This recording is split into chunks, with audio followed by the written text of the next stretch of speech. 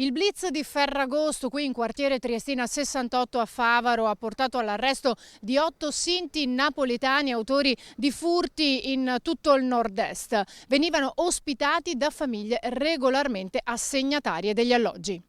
Una vergogna, ha commentato l'assessore comunale alla mobilità Boraso, referente del quartiere di Favaro Veneto, dove è avvenuto il blitz.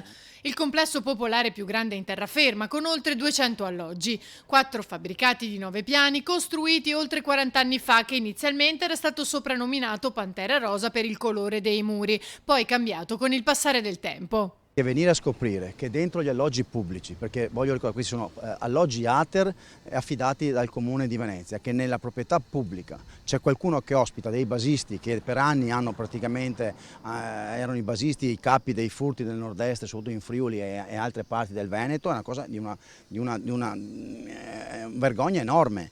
Boraso non ha intenzione di stare a guardare.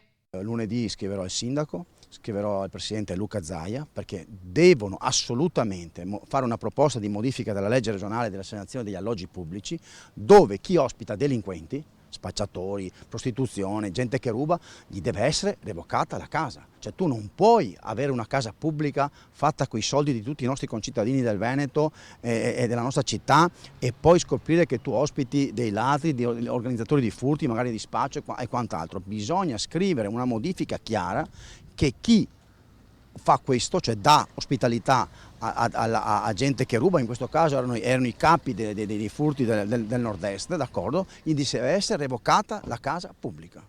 Durante la perquisizione sarebbero state scoperte stanze piene di merce rubata. Con tutta probabilità anche le famiglie ospitanti venivano ricompensate, mentre, evidenzia Boraso, c'è chi attende disperatamente un alloggio. Pensate voi a queste persone cosa possono pensare di un sistema in cui adesso chi ha la casa pubblica assegnata ha ospitato per anni i rappresentanti dei furti del nord-est, tra l'altro arrestati, d'accordo, in flagranza di reato perché ovviamente li hanno pedinati eccetera, perché li hanno arrestati e pensiamo a chi ha veramente bisogno della casa che si comporta onestamente. No, chi ospita e chi si macchia di reati gli si deve essere revocata la casa, perché non sono case private, sono case fatte con i soldi di tutti i nostri concittadini veneti.